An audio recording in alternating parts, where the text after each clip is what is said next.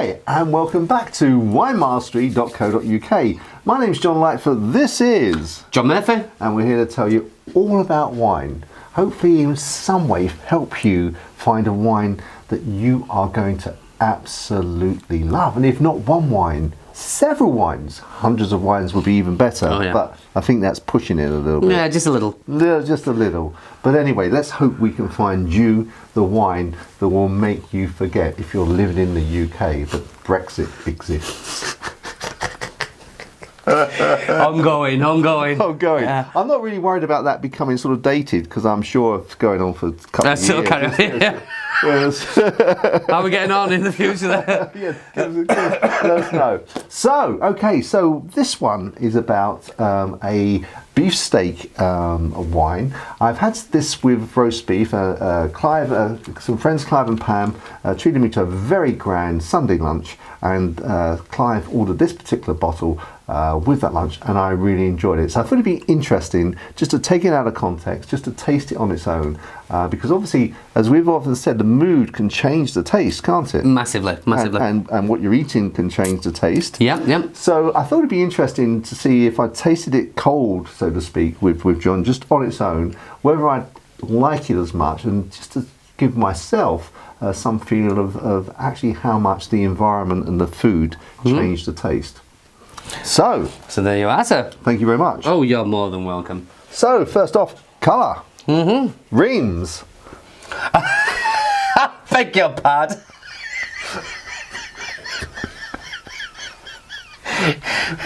The rim of the glass colour.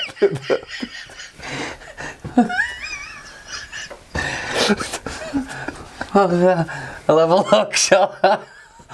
I'm not so sure I want to drink with you.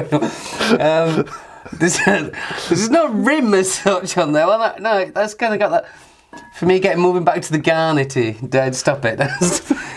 Garnety? Yeah, garnet and rich red. Yeah, deep rich red. I'll live with that. So we have a sniff? Let's have a sniff. Oh, that's strange. Not strange in as much as I can't smell a lot of fruit there. No, for a Shiraz, it's not. It's like a herby. Yeah. See, I know exactly what you're saying there. I'm thinking spicy in my head, but Okay.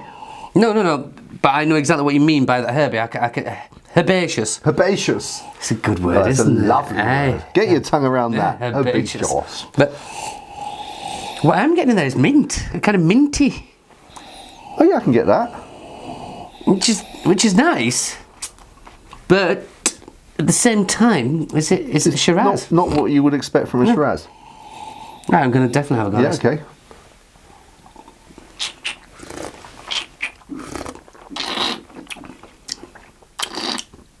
Yeah, okay.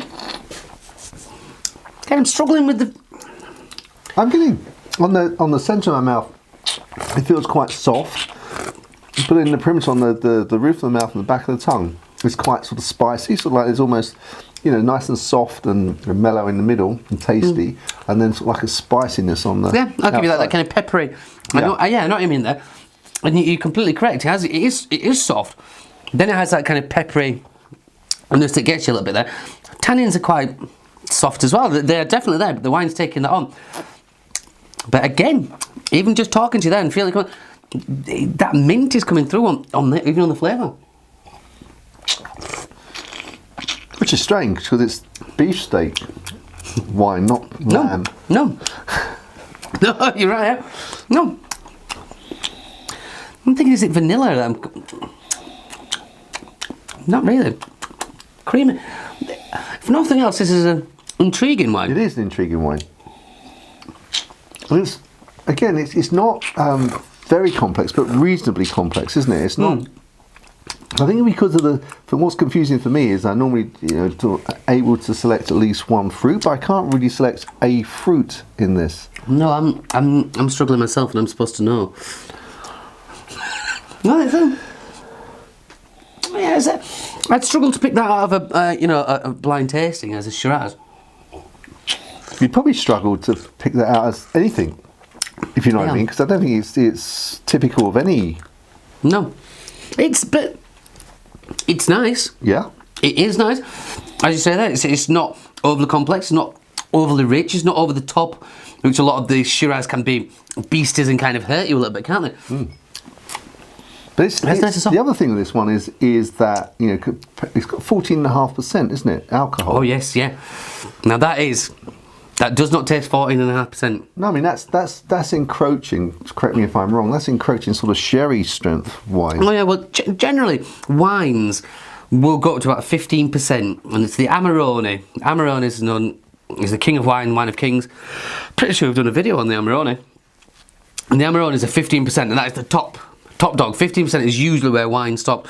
So 14.5 is actually that does not taste 14.5. No. The thing I was going to say is that obviously the alcohol's there, but it's not like the alcohol is taking over in any way. No. It's handling that very well.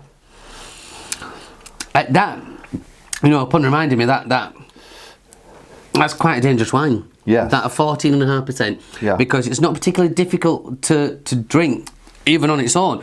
I imagine with the beef or with some food as well. It was going down very, very well. Yeah, no wonder you had a good time. Company as well, of course. Of course. But I can't get over that mint. I can get that, yeah. For me, it's just on the edge. It's not very strong, but I can detect it. And how much was this, John? Oh, it's there again. This, when I bought it, was on special offer in Sainsbury's for, I think it was £8.50. That's good. That's good. It's good value, isn't it? Yeah. Yeah. For £8.50, that complexity. Well, I've finished my glass, John. I think that says everything. Can always tell a good one, can you? About that? It doesn't last very long, yeah. I think it's because we're trying to find it out. Yeah, it's a difficult one to get into that, and you're constantly blah blah. What is that? What is that? What's that? Yeah. It's a really interesting wine to try. Scores on the old scoreboard. Okay.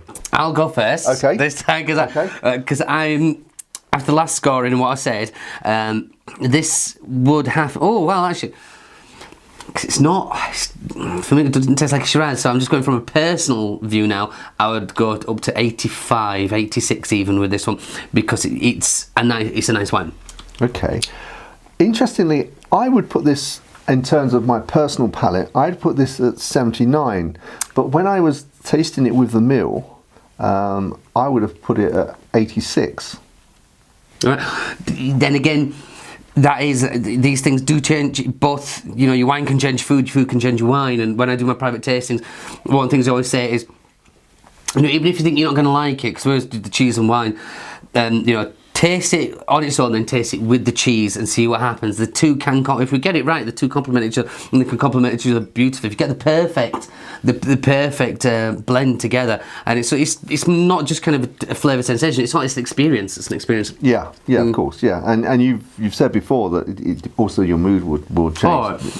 And that in itself can change on an hourly basis. You know, I've said many a time. You know, 160 cheeses in that fridge. However many wines we sell down here.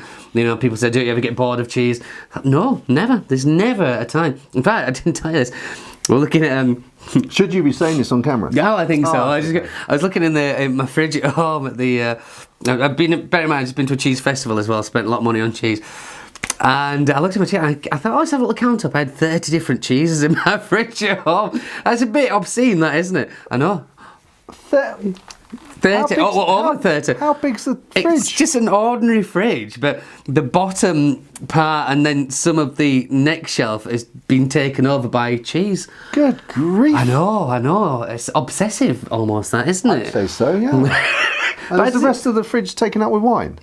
There's some wine, we'll keep the reds in there, it's obviously separately. Some wine and a token gesture of vegetable, which we'll leave in there. There's a bit of broccoli, and I think there's an onion in there as well, and some mushrooms, and we'll just leave them there until they go off and then throw them away, then rebuy them and put them in there. just, you know, to almost think we're being healthy, but in reality... The fault's there, but in reality we just eat cheese. The fault that counts. Yeah. Yeah. Excellent. Well, that's a very nice wine. And remember, so in terms of beef, I loved it with beef. So very nice indeed. Well worth a try, especially at the price, I think. Yeah, of £8.50. Yeah, definitely. Super. Well, we look forward to seeing you in the next one. I'm already getting excited. See you there. Chin chin. Chin chin.